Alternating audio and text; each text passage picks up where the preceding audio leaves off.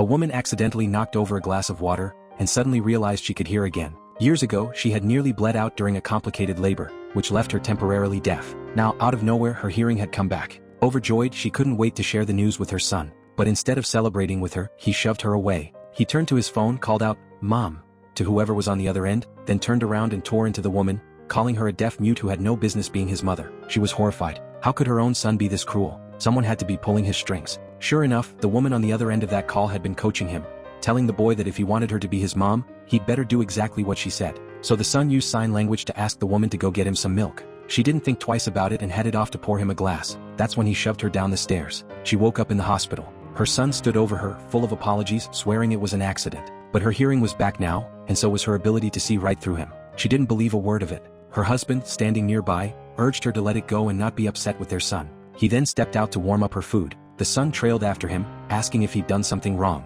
The husband brushed it off, "Not your problem," and the son casually mentioned that he'd love for his dad's mistress to cook for him from now on. The husband played it off, saying that kind of stuff was the woman's job anyway. That hit her like a knife to the heart. She had walked away from being the heir to one of the biggest fortunes in the country. All for this man and this child. She had cooked, cleaned, and given everything she had. And now, in their eyes, she was nothing but hired help. She discharged herself from the hospital and went home alone. Every gift her son had ever given her, she threw it all in the trash. That's when the two of them came home. They spotted a negligee left on the couch, clearly the mistress's, and scrambled to explain it away. Just a friend crashing for the night, they said, but she already knew everything. This wasn't the moment to blow it all up though. Right now she was going to play along and let them dig their own graves. The next morning, her son stormed up to her demanding to know why she hadn't woken him up.